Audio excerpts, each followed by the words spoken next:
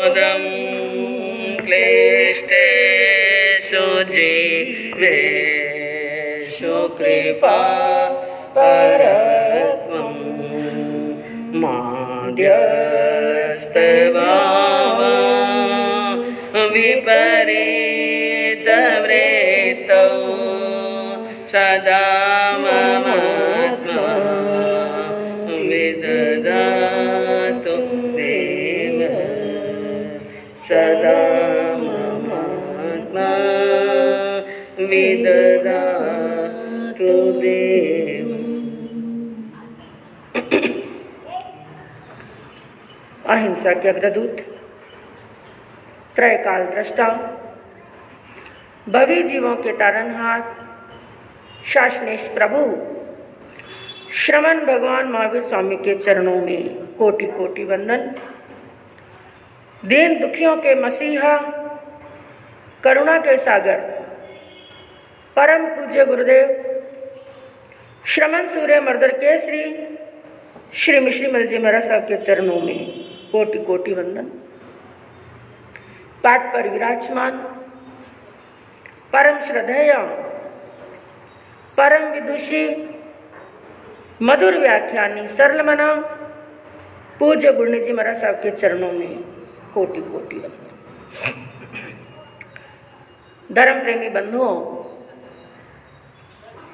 शीलवती माताओं बहनों, प्रभु महावीर की अंतिम देशना श्रीमद् उत्तराध्ययन सूत्र। सबसे प्रथम हम प्रभु महावीर को और प्रभु महावीर की जिनवानी को तहे दिल से नमन करते हैं, वंदन करते हैं, मन से, वचन से और काया से। क्योंकि आज महावीर नहीं है, लेकिन हमारे प्रभु महावीर की वाणी है जो हमारा पथ प्रदर्शक कर रही है। क्योंकि कहते हैं जो स्वयं का कल्याण करने वाली आत्माएं होती हैं वो चाहे इस संसार से चली जाती हैं यानी मोक्ष के अंदर चली जाती हैं, या जो संत होते हैं अपना शरीर छोड़ देते हैं, लेकिन उनकी कही हुई अमृतमय बातें, कल्याणकारी प्रशस्त किया हुआ सन्मार्ग भवी जीवों का समय समय पर उनका मार्ग प्रशस्त करता है, उनको कल्याण का मार्ग बताता है। उसी प्रकार आज हमारे सामने प्रभु महावीर की दी हुई ऐसी शिक्षाएं, ऐसे आगम, ऐसे सिद्धांत, और कल आपने वर्णन सुना कि आगम किसे कहते हैं, जिनके अंदर पूर्ण ज्ञान हो, जिनके अंदर सम्यक ज्ञान हो, उसे कहते हैं आगम।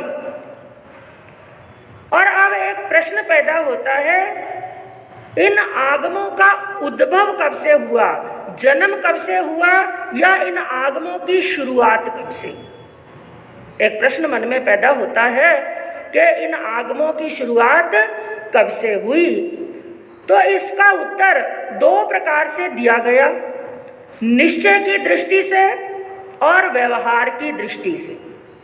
क्योंकि हर चीज के अंदर जैसे एक द्रव्य होता है, एक भाव होता है, उसी प्रकार एक निश्चय होता है और एक व्यवहार होता है। निश्चय यानी जो सत्य है, व्यवहार जो व्यवहारिक रूप के अंदर बात चल रही है।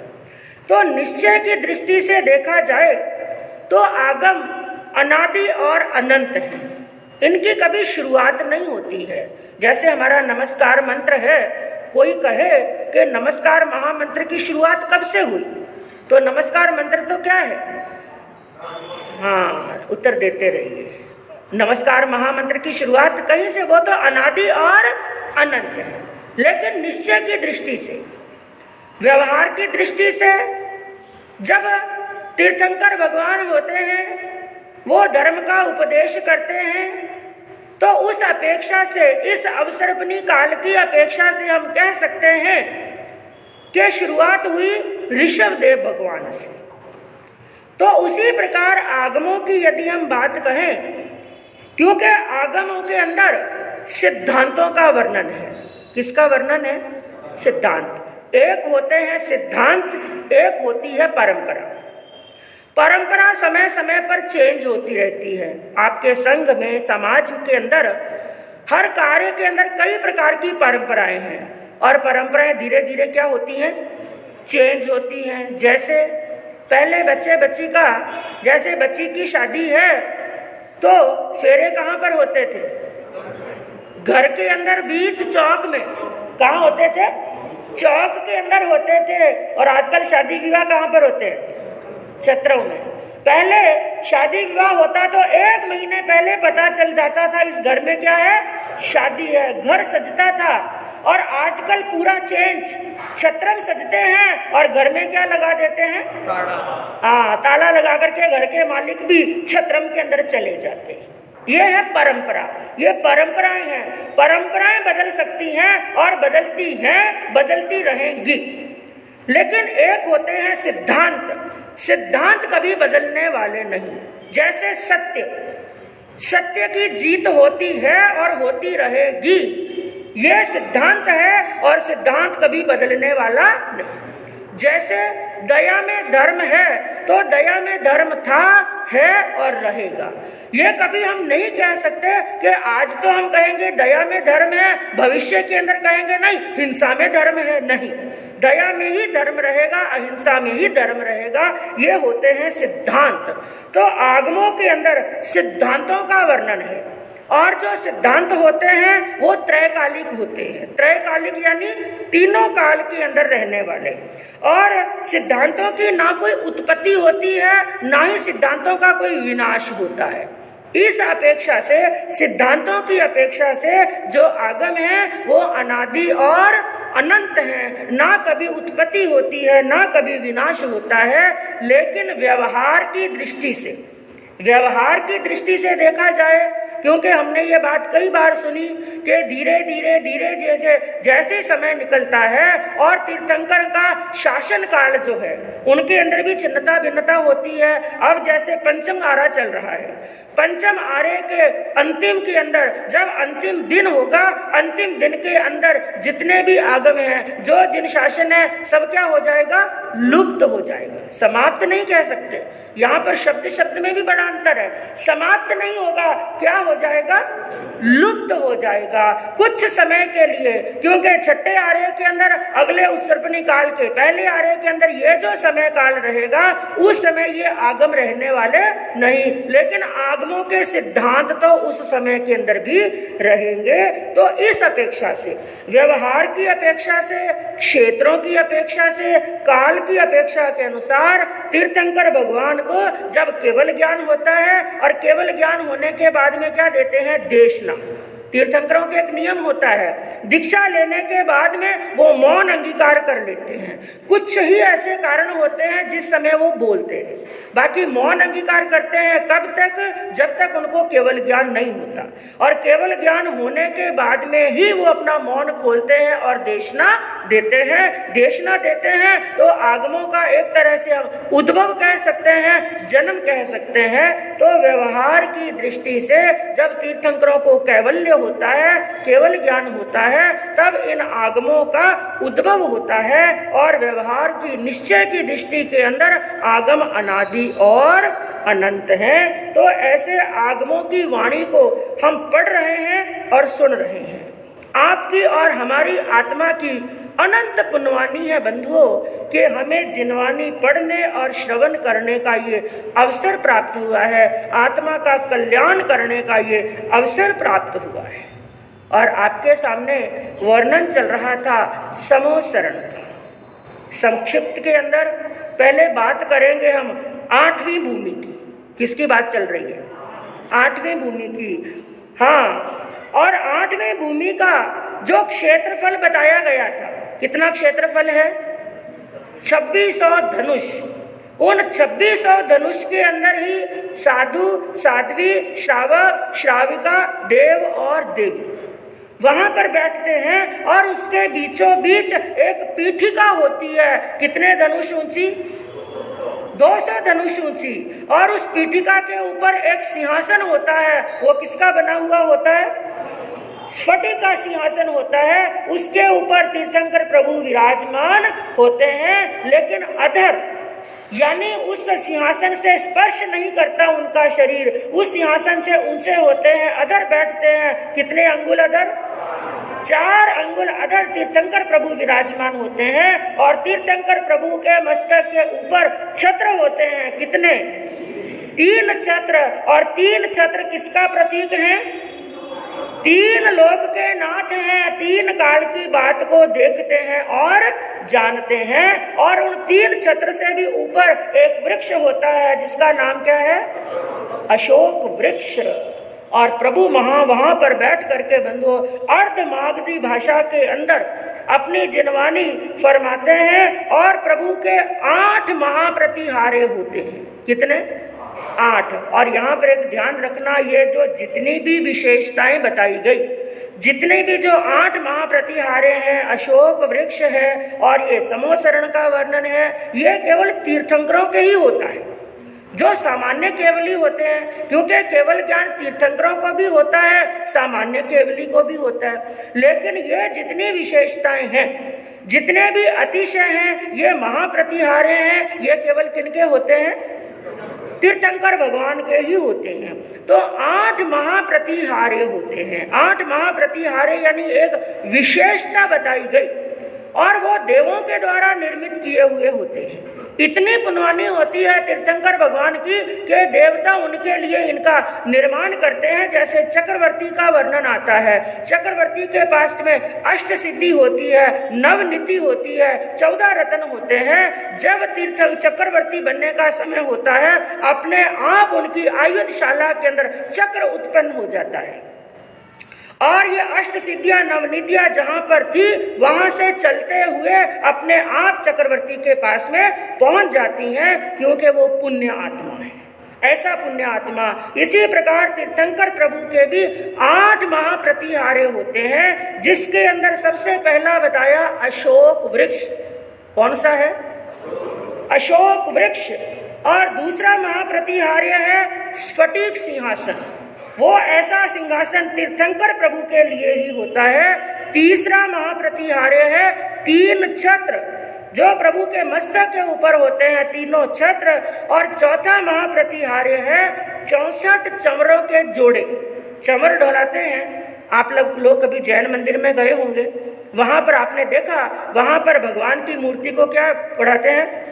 हाँ, डुलाते हैं, चमर डुलाते हैं। इसी प्रकार प्रभु के सन्मुख खड़े होकर के, उनके आजू बाजू में खड़े होकर के देवता प्रभु को चमर डुलाते हैं। और कितने जोड़े होते हैं? 64 जोड़े। 64 जोड़े चमर डुलाते हैं। और 5वां महाप्रतिहार्य है प्रभा मंडल। क्या होता है? प्रभा मंडल। किसे कहते हैं? प्रभा मंडल। आपने भगवान की तस्वीर देखी होगी, कई बड़े बड़े संतों की भी तस्वीर देखते हैं। उसके अंदर आपने देखा होगा कि मस्तक के पीछे एक गोलाकार प्रकाश है। क्या है? गोलाकार प्रकाश है। और बात यहाँ पर ध्यान रखना, जब लेशिया का अध्ययन आएगा, इसी उत्तराध्ययन के अंदर लेशिया का अध्ययन आएगा, उस समय आपको बताया जाएगा ये प्रभा मंडल क्या है और आभा मंडल क्या है। और ये प्रभा मंडल, आभा मंडल केवल तीर्थंकर प्रभु के ही नहीं होता, ये हर जीव के है। चाहे वो भवी है, चाहे अभवी है, चाहे मिथ्यात्वी है, चाहे संकित है, चाहे ज्ञानी है, चाहे अज्ञानी है, हर के पीछे प्रभा मंडल आपके भी है और हमारे भी है। लेकिन इसकी निर्मलता के अंदर, शुद्धता के अंदर, पवित्रता के अंदर बड़ा अंतर होता है। अब प्रभु का प्रभा मंडल क्या कैसा है वो भी आपको बताएंगे। तो ये एक महाप्रतिहार्य है कि प्रभु के पीछे क्या है? जो प्रभा मंडल। और छठा बताया गया महाप्रतिहार्य के देवता उस समय अचित फूलों की वर्षा करते हैं। जिस समय समोसरण लगा हुआ होता है और प्रभु देशना देते हैं, उस समय देवता क्या करते हैं? फूलों की वर्षा करते हैं। और यहाँ पर बार बार शब्द आया अचित फूलों की माला। अचित फूल यानी हाँ, यानी कृत्रिम बनाए हुए हैं। लेकिन एक बात ध्यान रखना, सामान्य हम अपने जीवन के अंदर देखते हैं, एक तो असली फूल जितना सुंदर लगता है, कृत्रिम फूल, कागज का बनाया हुआ फूल इतना सुंदर नहीं लगता। लेकिन वो उन फूलों का निर्माण, उन फूलों की व्याख्या किसने की है? देवताओं ने। वो इतने सुंदर होते हैं कि असली फूल भी उसके सामने झक मारते हैं। तो वहां पर अचित फूलों की वर्षा होती है। 7वां बताया गया दिव्य ध्वनि होती है, यानी आकाश के अंदर जोरदार ध्वनि करते हैं देवता, प्रसन्नता के अंदर, खुशी के अंदर। और 8वां बताया गया अंतरिक्ष के अंदर, यानी अंतरिक्ष किसे कहते हैं? ऊपर आकाश के अंदर। अंतरिक्ष के अंदर 12.5 करोड़ गैबी बाजे बजते हैं। ये एक म्यूजिक का नाम समझ लीजिए। आपके यहाँ पर भी ढोल आदि जो अलग अलग तरह के म्यूजिक, अलग अलग तरह के बाजे हैं, वहां पर बाजे का नाम क्या है? गैबी। क्या नाम है? गैबी। हाँ, याद रखना, गै। ये अगर आप इंग्लिश में लिखेंगे GAABI, यानी ग को डबल ए की मात्रा। हाँ, गैबी बाजे एक ये वाद्यंत्र का नाम है। वहां पर देवता प्रसन्नता के अंदर गैबी बाजे बजाते हैं। और कितने बाजे बजाते हैं? 12.5 करोड़। अब कल्पना करो बंधुओं, वो दृश्य कैसा होगा? शायद हम लोग तो वो कल्पना भी नहीं कर सकते हैं। वो समोसरण का दृश्य कैसा होता होगा, जहां पर 12 प्रकार की परिषद बैठी है और स्फटिक सिंहासन के ऊपर तीर्थंकर प्रभु, जिनके शरीर के 1008 लक्षण हैं और ऐसा सुंदर उनका शरीर है, कंचन वर्णा शरीर है। और देवता जहां पर उनको चंवर ढुला रहे हैं, आकाश से देव फूलों की वर्षा कर रहे हैं, दिव्य ध्वनियां हो रही हैं। मैं कहूँ थोड़ा सा म्यूजिक बजता है ना, आपके सामान्य जीवन के अंदर थोड़ा सा म्यूजिक बजता है, सब टेंशन क्या हो जाते हैं? दूर। और हाथ पांव भी हाँ हिलने लगते हैं। और वो म्यूजिक कौन बजा रहे हैं? देवलोक के देवता बजा रहे हैं। और वो भी 1-2 बाजा नहीं, कितने बाजे बज रहे हैं? 12.5 करोड़ बाजे बज रहे हैं। कैसा दृश्य होगा बंधुओं वहां का। और वहां पर एक बात कल आपको बताई गई थी कि 8 भूमियां हैं और प्रभु की देशना श्रवण करने के लिए कौन सी भूमि में जाना है? 8वीं भूमि में। लेकिन बड़ी विडंबना की बात है और अपने कर्मों का उदय ही समझ लीजिए। वहां पर समोसरण के अंदर जितनी पब्लिक जाती है उसमें से 10% ही पब्लिक होगी जो 8वीं भूमि तक पहुंच पाती है। कितनी परसेंट? 10% ही पब्लिक होगी जो 8वीं भूमि पर पहुंच पाती है। 90% लोग तो 8वीं भूमि तक पहुंच ही नहीं पाते हैं, भगवान के सन्मुख बैठ ही नहीं पाते हैं, जबकि 20,000 सीढ़ियां चढ़ गए। कितनी सीढ़ियां? कितना पुरुषार्थ किया उन्होंने, कितना पुरुषार्थ किया। घर से रवाना हुए, घर के काम से खोटी हुए और चल करके, कोई रथ में बैठ करके आया, कोई पालकी में बैठ करके आया, कोई घोड़े पर सवार होकर के आया और कोई पैदल आया। और इतना पुरुषार्थ किया, 1, 2, 3, 4, 10, 20 नहीं, 20,000 सीढ़ियां चढ़ गए। लेकिन इतना पुरुषार्थ करने के बाद में भी 8वीं भूमि तक नहीं पहुंच सके, भगवान की जिनवानी नहीं सुन सके। कारण क्या? आपके मन में भी प्रश्न आता होगा, कारण क्या? क्या कारण है? उनके कर्मों का उदय। क्योंकि क्या कहा गया? एक तो मिथ्यात्वी, एक असंगी और तीसरा अभवी। ये प्राणी 8वीं भूमि तक नहीं पहुंच सकते हैं। और दूसरा कारण क्या है? क्योंकि 8वीं भूमि तक पहुंचने के पहले आपने 7 भूमियां सुनी ना। कोई ध्वजा भूमि है, कोई कल्प वृक्ष भूमि है, कहीं पर सुंदर सुंदर बाग बगीचे लगे हुए हैं, कहीं पर सुंदर सुंदर लताएं हैं, कहीं पर सुंदर सुंदर बावड़ियां हैं, उसमें स्नान करने के लिए बैठ जाते हैं। और कई सुंदर भवनों को, जो स्फटिक के भवन बने हुए हैं, उनको देखने में उड़ जाते हैं। कई स्तूप के अंदर, मंदिरों के अंदर, चैत्य के अंदर चले जाते हैं और उनका आकर्षण उनको इतना खींच लेता है कि 8वीं भूमि पर जाने से पहले ही समोसरण वहां से गायब। ऐसा ही समझ लीजिए, प्रभु की वाणी की जब वर्षा हो रही थी, उनकी छांट भी उन तक नहीं पड़ पाती है। आजकल भी ऐसा ही होता है ना। आजकल भी ऐसा ही होता है। आजकल बड़े बड़े संघ निकलते हैं, कई धर्मात्मा हैं, कई सिंह भी हैं जो बड़ा बड़ा क्या निकालते हैं, संघ, करोड़ों का खर्चा करके। और कई तो पूरा पूरा खर्चा खुद का करते हैं, और कई ऐसे हैं कि 50% मैं दूंगा और 50% सामने वाले से। और आप लोगों का जाने का लक्ष्य क्या होता है? साधु संतों के वहां पर जाएंगे, दर्शन करेंगे, वंदन करेंगे, जिनवानी सुनेंगे, सामायिक करेंगे, स्वाध्याय करेंगे और कर्मों की क्या करेंगे, निर्जरा। लक्ष्य तो ये लेकर के रवाना हुए, लेकिन वहां पर जाने के बाद में क्या होता है? हाँ, साधु संतों के वहां पर जाते हैं, क्योंकि बड़ा संघ आया तो संघ वाले व्यवस्था करते हैं, ज्यादातर होटलों में रुकाते हैं। कहाँ पर रुकाते हैं? हाँ, होटलों के अंदर रुकाते हैं। और आप लोग इतने थक जाते हैं, इतने थक जाते हैं, एक दिन के अंदर 4-4 जगह जाना, शरीर इतना थक जाता है कि 8 बजे तक तो नींद खुलती ही नहीं है, नींद खुलती नहीं है। 9 बजे नींद खुली, नींद खुलने के बाद में स्नान किया, हाँ सर, स्नान किया, तैयार हुए, और फिर पेट में क्या लगी हुई है, भूख, पेट में भूख लगी हुई है। नाश्ता पानी करने के लिए बैठे, और नाश्ता भी बड़ा स्वादिष्ट है, क्योंकि आप लोगों को घर की रोटियां तो अच्छी, हाँ, घर की रोटियां तो फीकी लगती हैं और होटल की रोटी मीठी लगती है, इसलिए नाश्ता पानी करने के लिए बैठे। 10 बज गई, घड़ी देखी, विचार किया प्रवचन में जाना, लेकिन घड़ी में बजी 10। फिर सोचते हैं अब 10 मिनट के लिए क्या जाना, वहां पर पहुंचेंगे तब तक तो चत्तारी मंगलम हो जाएगा, ये विचार किया। इधर बहनों का समाचार आता है, वो कहते हैं इतने बड़े शहर में आए, हाँ, प्रवचन तो रोज ही सुना, प्रवचन तो रोज ही सुना, सामायिक तो रोज ही करा, कहीं है। इस नए शहर में जब कहीं जाने की बात होती है ना, सबसे पहले बहनें पूछती हैं वहां की विशेषता क्या, कौन सी नई चीज मिलती है। तो बहनें भाइयों को कहती हैं अब 10 मिनट के लिए क्या प्रवचन में जाना, और मुझे तो शॉपिंग करनी है। और आपकी श्रीमती जी ने कह दिया शॉपिंग करनी है, आपकी हिम्मत है कि आप मना कर सको?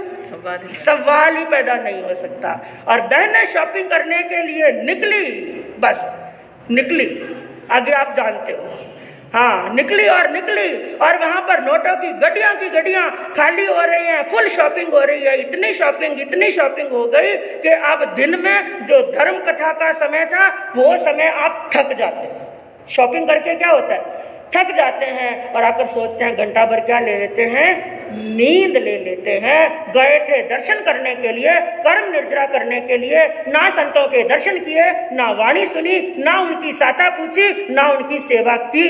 इसी प्रकार समूह शरण में जाते हैं, ये लक्ष्य लेकर के भगवान के दर्शन करेंगे, भगवान की वाणी सुनेंगे, लेकिन आप लोगों की तरह वो भी उलझ जाते हैं। और आप तो सामान्य बाजार में उलझे, ये सामान्य सा बाजार देखा आपने, सामान्य से बाग बगीचे देखे, सामान्य सा मॉल देखा, लेकिन उन्होंने कैसे बाग बगीचे देखे, देवनामी बाग बगीचे देखे, और वहां पर उलझ करके रह जाते हैं, चाह करके भी आगे नहीं जा सकते, क्योंकि उनके अंतराय कर्म है। मैं कहूं यहाँ पर श्रीमद उत्तराध्ययन सूत्र प्रभु महावीर की अंतिम देशना चल रही है, और यहाँ पर धर्म द्वार सबके लिए खुला है, जो भी चाहे यहाँ पर आ सकता है। लेकिन याद रखना, बिना पुनवानी के एक कदम भी नहीं रख सकते।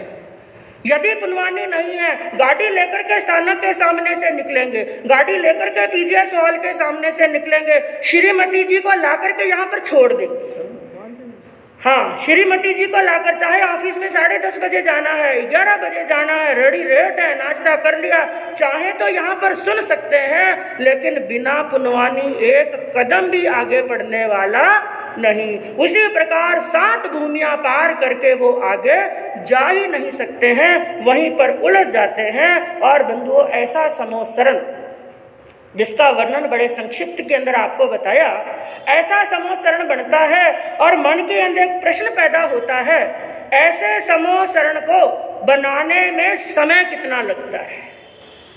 आप एक छोटा सा मकान बनाते हैं ना, 1 साल, 1.5 साल, 2 साल, और ज्यादा पैसा खर्च करें तो 4-4 साल भी लग जाते हैं, निकल जाता है समय।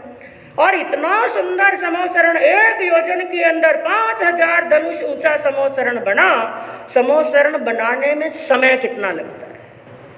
कोई बहन भाई बता सकते हैं, आइडिया लगा सकते हैं? ऐसा 48 मिनट। एक मुहूर्त, जितने में आपकी सामायिक आती है ना, 2 घड़ी की सामायिक है, 48 मिनट की सामायिक है, मात्र 48 मिनट के अंदर समोसरण बन जाता है। और एक और प्रश्न आता है दूसरा, कि क्या तीर्थंकर भगवान हमेशा ही समोसरण में बैठ करके प्रवचन देते हैं, देशना देते हैं? नहीं, सामान्य सभा भी होती है, समोसरण तो बहुत कम ऐसे समय होते हैं जब प्रभु का समोसरण बनता है। तो किन कारणों से, किन परिस्थितियों से बनता है, जिसके अंदर मुख्य 2 कारण हैं। एक कारण तो ये है कि जहां पर प्रभु महावीर की वाणी श्रवण करने के लिए जनमेदनी ज्यादा होती है, लोग ज्यादा होते हैं। जैसे अब 4 महीने का प्रवचन चल रहा है, हर रोज प्रवचन कहाँ पर होता है? पीजीएस हॉल में होता है। और गुरुदेव की जयंती का कार्यक्रम कहाँ पर हुआ? गोडवार भवन के अंदर। क्यों हुआ?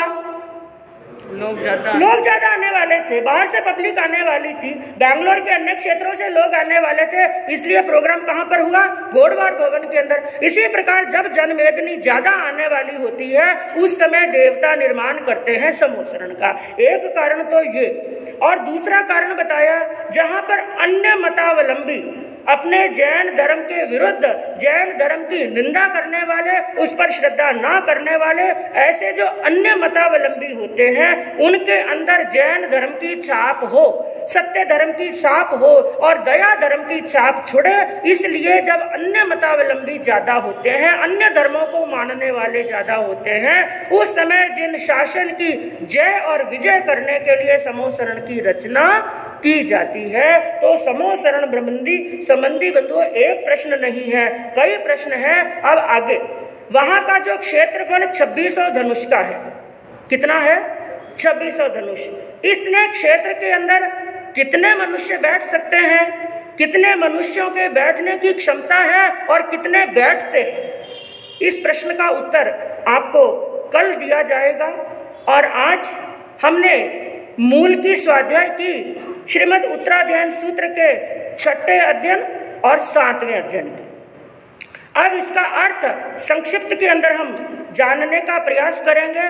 पहले 4 लाइनें प्रभु महावीर की अंतिम वाणी की गुनगुना लेते हैं। सबका स्वर एक साथ में मिलना चाहिए। वीर प्रभु की अंतिम वाणी, वीर प्रभु की अंतिम वाणी, सुन लो और सुना लो, जीवन धन्य बना लो, जीवन धन्य। विद्याहीन पुरुष ही जग में अपना दुख बढ़ाते, इस अनंत भव सागर में वे बहुरी पीड़ा पाते। अविद्या है दुख का कारण, अविद्या है दुख का कारण, इसको आज हटा लो, जीवन सफल बना लो, जीवन धन्य बना लो। 6ठा अध्ययन, जिसका नाम है क्षुलक निर्ग्रंथीय। 2 शब्द है, पहला है क्षुलक और दूसरा है निर्ग्रंथीय। क्षुलक कहते हैं छोटे को, छोटा। और इस शब्द का दिगंबर परंपरा के अंदर बहुत ज्यादा यह शब्द इस्तेमाल होता है, दिगंबर परंपरा के अंदर।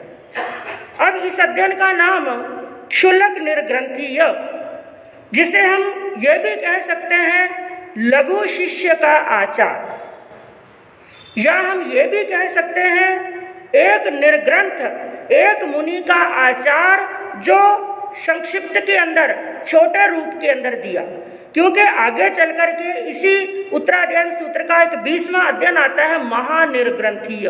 महा यानी बड़ा। एक साधु की चर्या कैसी होनी चाहिए उसका वर्णन विस्तार के अंदर, जहां पर अनाथी मुनि का अध्ययन आता है। तो क्षुल्लक जो निर्ग्रंथ परंपरा के अंदर इसका ज्यादा इस्तेमाल होता है इस शब्द का।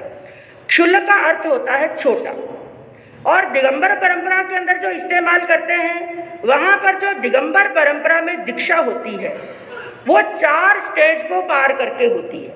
जैसे हमारे स्थानकवासी समाज के अंदर दीक्षा होती है, पहले कौन सी दीक्षा? छोटी दीक्षा, और कम से कम 7-8 दिन और ज्यादा से ज्यादा 6 महीने के बाद में कौन सी दीक्षा? बड़ी दीक्षा। इसी प्रकार वहां पर भी मुनि बनने के लिए केवल 2 नहीं, कितनी स्टेज पार करनी पड़ती है? 4 स्टेज पार करनी पड़ती है, जिसमें सबसे पहली स्टेज होती है ब्रह्मचारी। पहली स्टेज ब्रह्मचारी। और ब्रह्मचारी क्या करते हैं? या तो सफेद कुर्ता पजामा या धोती और कुर्ता, बिल्कुल सफेद वो पहनते हैं। जब वो स्टेज के अंदर परिपक्व हो जाते हैं तो दूसरी स्टेज होती है क्षुल्लक। और क्षुल्लक के अंदर वो दुपट्टा पहनते हैं या लंगोट, दुपट्टा और लंगोट। यानी पहले कुर्ता पजामा था, धोती कुर्ता था, अब क्या हो गया? दुपट्टा और लंगोट।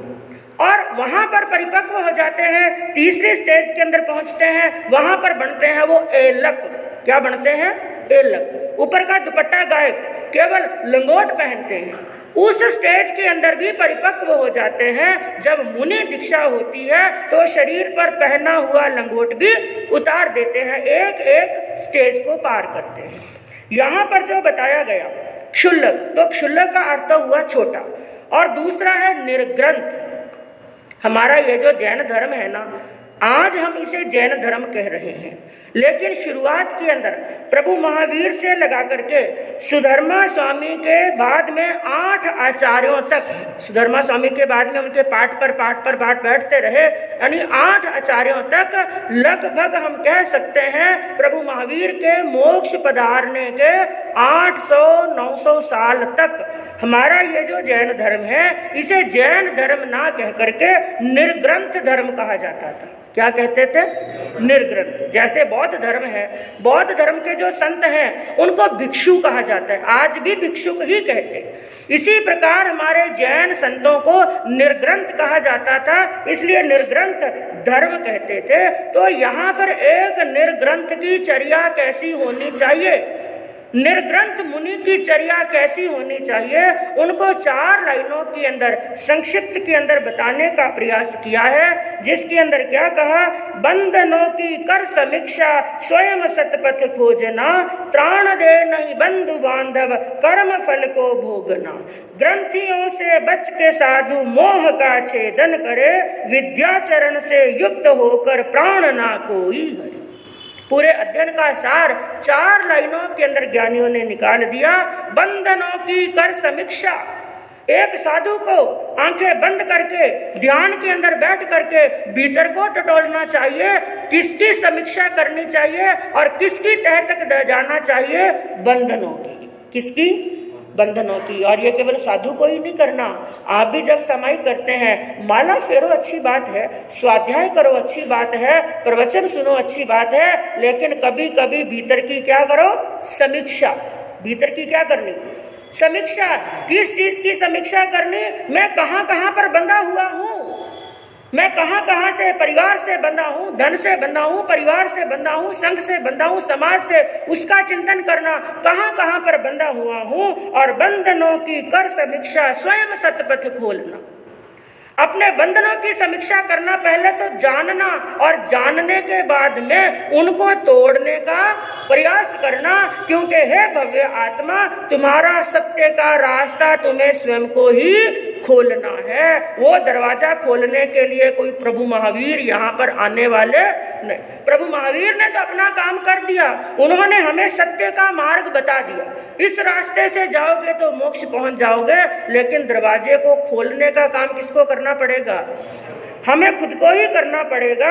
और त्राण दे नहीं बंधु बांधव, कर्म फल को भोगना। एक बात याद रखना, ये जितने भी बंधु हैं, बांधव है, स्वजन है, ये हमें मौत से बचाने वाले नहीं। पीड़ा से बचाने वाले नहीं। मौत तो इस प्रकार उठा करके लेकर चली जाएगी जैसे सैकड़ों हिरणों के बीच में, हिरण होते हैं ना जंगल के अंदर, वो झुंड में रहते हैं, 10, 20, 50, 100 और 1000, हजारों के हजारों, सैकड़ों के सैकड़ों हिरण झुंड में रहते हैं। लेकिन उन झुंडों के बीच में, उस बड़े हिरणों के झुंड के बीच में नवहता केसरी सिंह वहां पर एक झपटा मारता है और हजारों के बीच में से एक की गर्दन दबोच करके ले जाता है और बाकी सब वहां पर खड़े रह जाते हैं। तो ज्ञानियों ने कहा ये मौत भी किसके समान है? मौत किसके समान है? सिंह के समान। जैसे हजारों हिरण खड़े खड़े देखते रह गए, उसी प्रकार हमारा परिवार, बेटे पोते, स्वजन, बंधुजन, परिजन देखते रह जाएंगे, रोते रह जाएंगे, गिड़गिड़ाते रह जाएंगे। लेकिन ये सिंह रूपी मौत उस समय छोड़ने वाली नहीं है। इसलिए एक साधु को क्या चाहिए? ग्रंथियों से बच के साधु मोह का छेदन करे। ग्रंथि किसे कहते हैं? गांठ को। किसे कहते हैं? गांठ को। एक डोरे के अंदर गांठ पड़ गई, अब उसको सुई में पोया, लेकिन वो जाता जाता डोरा जाता जाता कहां पर अटक जाएगा? जहां पर गांठ है। जहां पर गांठ है वहां से वो डोरा आगे जाने वाला नहीं। उसी प्रकार ज्ञानियों ने क्या कहा? यदि एक साधु के मन के अंदर, एक साधक के मन के अंदर गांठ है तो वो एक डोरे के समान है और ये संसार एक सुई के समान है। जैसे वो गांठ आया हुआ डोरा उस छेद से आगे नहीं जा सकता है, उसी प्रकार हमारे भीतर में भी यदि गांठें हैं तो गांठ के द्वारा, गांठ के कारण से हम संसार रूपी सुई से पार नहीं हो सकते। और वो गांठें भी मुख्य 2 प्रकार की हैं। कितने प्रकार की? हाँ, याद रख लेना। पेट में छोटी सी गांठ हो जाती है ना, पेट में छोटी सी गांठ हुई, वो चैन नहीं लेने देती। जब तक चीरा फाड़ा ना हो, डॉक्टर उसको बाहर ना निकाले, शांति नहीं मिलती है। और आजकल मनुष्य के शरीर में कितनी गांठें, भीतर में कितनी गांठें? हाँ, मुख्य 2 प्रकार की बताई। कितने प्रकार की? 2 प्रकार की। एक है बायां, एक है आभ्यंतर। बायां गांठें जिनके अंदर कहा 9 प्रकार का परिग्रह। कितने प्रकार का? ये धन, धान्य, परिवार, जन, संपत्ति, जितना भी वैभव, ये ऊपर का जितना भी परिग्रह है ना, क्योंकि यूं तो आपकी कुंडली के अंदर कितने ग्रह हैं? सबकी कुंडली में 9 ग्रह हैं, लेकिन सभी 9 ग्रहों में से भी सबसे भारी एक ग्रह है जो 9 के ऊपर भी भारी पड़ता है, जो कुंडली में दिया हुआ ही नहीं। और वो कौन सा ग्रह है? परिग्रह। थोड़ा जोर से बोलिए। परिग्रह सब जानते हैं। और परिग्रह के चक्कर के अंदर, और ये शनि है ना, कि सब लोगों की धारणा के शनि दुखी करता है। ये शनि भी दुखी किसको करता है? जिसके पास में क्या है? परिग्रह। जिसके पास में कुछ है ही नहीं। मैं को साधु संत है, कुछ है ही नहीं। ना शनि से डरना, ना राहु से डरना, ना केतु से डरना। शनि से डरता कौन है? जिसके पास में करोड़ों की संपत्ति है। तो 9 ग्रहों से भी खतरनाक होता है परिग्रह। तो बाह्य ग्रंथियां हैं ये 9 प्रकार का परिग्रह, और आभ्यंतर ग्रंथियां, भीतर की ग्रंथियां 4 है कषाय, 9 है नव कषाय और मिथ्यात्व, राग और द्वेष। ये गांठें भीतर में पड़ी हुई हैं। और एक संत के लिए क्या कहा कि विद्याचरण से युक्त होकर, विद्या आचरण यानी ज्ञान से जाने, बाह्य ग्रंथियों को जाने, आभ्यंतर ग्रंथियों को जाने, और ये चिंतन करें कि जब तक ये ग्रंथियां मेरे जीवन के अंदर रहेंगी, भीतर में रहेंगी, तब तक संसार रूपी सुई से मैं बाहर निकलने वाला नहीं। तो ग्रंथियों को धीरे धीरे क्या करना? कम। और अगला अध्ययन 7वां अध्ययन, जिसका नाम है उर्भ्रीय। उर्भ्रीय किसे कहते हैं? इस शब्द के कई अर्थ आते हैं, जिसके अंदर इसका अर्थ मेंढा भी बताया गया, भेड़ का बकरा, भेड़ का बच्चा भी, और बकरी का बच्चा या मेमना। एक मेमना होता है, भेड़ का बच्चा होता है, बकरी का बच्चा होता है, कुछ भी यहाँ पर समझ लीजिए। और मुख्य रूप में यहाँ पर बकरी का बच्चा यानी बड़ा होकर जो बकरा बनता है, बकरे का दृष्टांत इस अध्ययन के अंदर एक नहीं 4-5 दृष्टांत बताए। और बताने के लिए बैठना तो 11 आराम से बच जाएगी। लेकिन मुझे कितने मिनट में पूरा करना? आज 15, 9:30 पूरा करना है, क्योंकि आज आपको श्रीपाल चरित्र सुनना है। तो संक्षिप्त में बताने का प्रयास करती हूँ, जिनके अंदर 4 लाइनों में सार निकालते हुए ज्ञानियों ने क्या कहा। अल्प सुख की प्राप्ति हेतु विषय सुख को भोगना, मानो मनुज के मूल को ही नष्ट करके छोड़ना, प्राप्त होती त्याग से ही उच्च गति की योग्यता, सप्त अध्ययन से वर्ण हो श्रेय पथ की दिव्यता, श्रेय पथ की दिव्यता। पहली ही लाइन के अंदर इस अध्ययन का सार बताते हुए कहा कि अल्प सुख की प्राप्ति हेतु, थोड़े से सुख के लिए। संसार का सुख कितना है? थोड़ा सा। आचार्यांश सूत्र के अंदर कहा क्षणमित्त सुखा बहुकाल दुखा। संसार के जितने भी सुख हैं वो क्षण मात्र के लिए हैं और लंबे समय के लिए क्या है? दुख ही दुख है। 4 दिन की चांदनी और फिर अंधेरी, बस यही है संसार। अल्प सुख की प्राप्ति हेतु विषय सुख को भोगना, विषयों के सुख भोगता है। क्या सोचता है मैं सुखी हूँ, सुखी हूँ, सुखी हूँ, लेकिन ज्ञानियों की दृष्टि के अंदर क्षणमित्त सुखा बहुकाल दुखा, ये संसार के सुख क्षण मात्र के हैं और लंबे समय के लिए क्या है? दुख। लेकिन आंखों पर इतना पर्दा पड़ गया, मोह का पर्दा पड़ गया, उसे दुख दिखाई नहीं दे रहा। क्या नहीं दिखाई दे रहा? दुख दिखाई नहीं दे रहा है। क्या दिख रहे हैं? सुख दिख रहे हैं। लेकिन बाद में वो कैसे दुखी होता है, इसके अंदर 5 दृष्टांत दिए, जिसमें सबसे पहला दृष्टांत है मेमने का या बकरे का, कुछ भी समझ लीजिए। एक घर के अंदर एक मालिक ने बकरा भी पाल रखा था, छोटा था तभी वो लेकर के आ गया, और एक तरफ एक गाय और उसका बछड़ा, तीनों प्राणी लगभग एक ही स्थान पर आजू बाजू में बंधे हुए थे।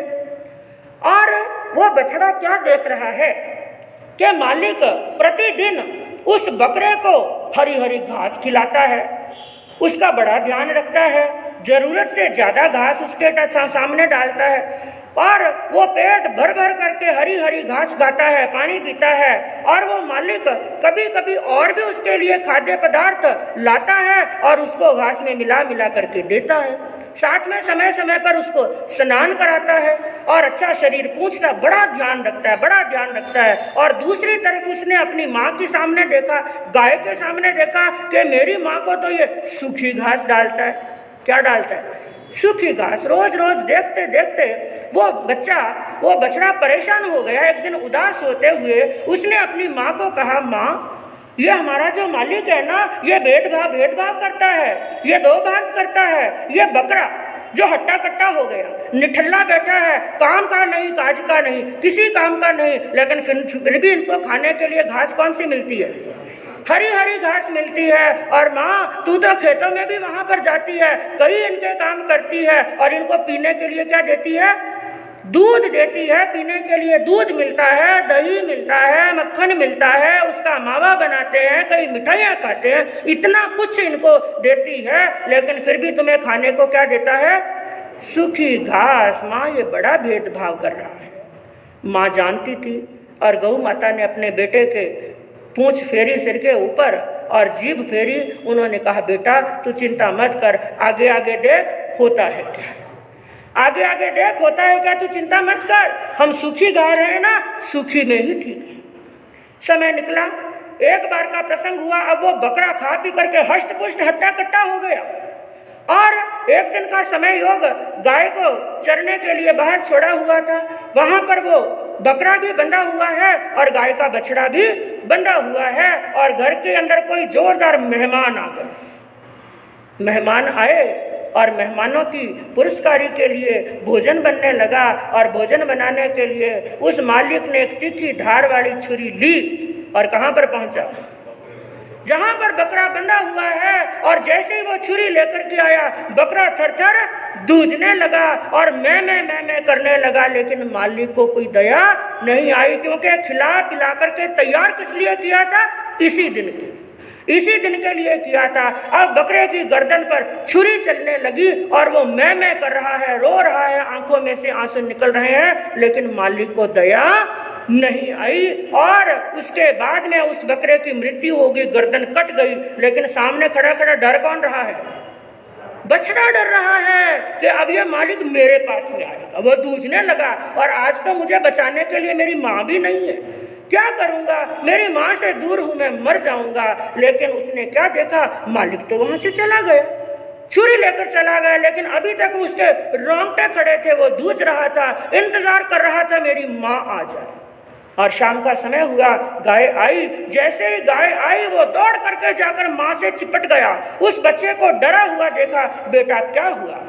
उसने दिन का इतिहास पूरा बता दिया। माँ, मालिक ने उस बकरे को मार डाला, अब वो छुरा लेकर के आएगा, हमें भी मार देगा। लेकिन माँ ने, उस गौ माता ने बड़े प्रेम से कहा, बेटा तुम्हें डरने की आवश्यकता नहीं है, उसने बकरे को मारा है, तुम्हें नहीं, क्योंकि हरी घास किसने खाई थी? बकरे ने। और हमने कौन सी घास खाई? सूखी घास खाई। और कहते हैं, एक कहावत है, जो खाएगा डट के वो सहेगा झटके। क्या?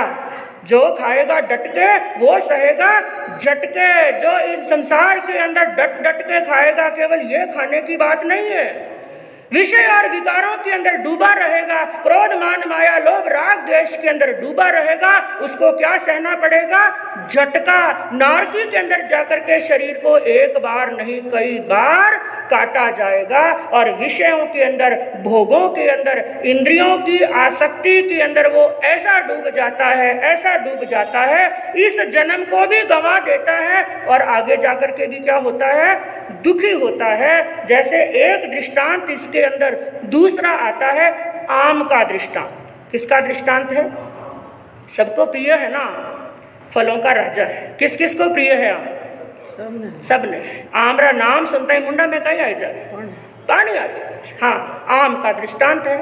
एक राजा था नगर का, वो अस्वस्थ हो गया, खूब इलाज कराया, इलाज नहीं लगा, और दिनों दिन स्वास्थ्य इतना गड़बड़ होने लगा कि अब राजा की बीमारी का कोई इलाज भी समझ में नहीं आ रहा। आखिर एक वैद्य, जानकार वैद्य को दूर से बुलाया गया और उसने पूरे शरीर की जांच पड़ताल की और उसकी बीमारी को वो वैद्य समझ गए।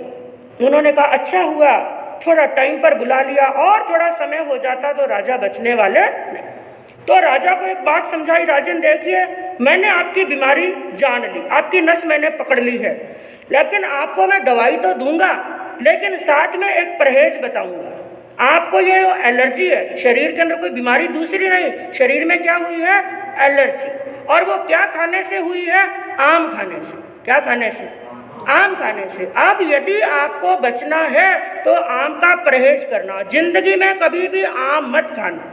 आम नहीं खाओगे तो नई एलर्जी नहीं होगी, और मैं आपको दवाई दूंगा, इससे पुरानी बीमारी का क्या हो जाएगा? इलाज, आप स्वस्थ रहेंगे। लेकिन एक बात को बार बार दिमाग में ठसा लेना, आम खाया नहीं और मौत के मुंह में गए। मरता क्या नहीं करता, राजा का बड़ा फेवरेट फल था। अब मरता क्या नहीं करता, उन्होंने आम छोड़ दिया, ठीक है भाई नहीं खाएंगे। और कुछ दिनों के अंदर राजा एकदम स्वस्थ हो गए, हट्टे कट्टे मजबूत, एकदम स्वस्थ हुए। एक दिन का योग हुआ कि राजा और उनके मंत्री कहीं घूमने के लिए, हवाखोरी के लिए जंगल में गए, और जंगल के अंदर चल रहे हैं, एक स्थान पर थक गए। राजा ने कहा, भाई थोड़ी देर के लिए क्या कर लेते हैं? विश्राम कर लेते हैं। और विश्राम करने के लिए एक पेड़ के नीचे, दोनों पेड़ की छाया देखी, घनी छाया थी, एक पेड़ के नीचे दोनों सो लेट गए। और लेट गए, सामने ऊपर देखा, योगन योग की बात है, वो पेड़ किसका था?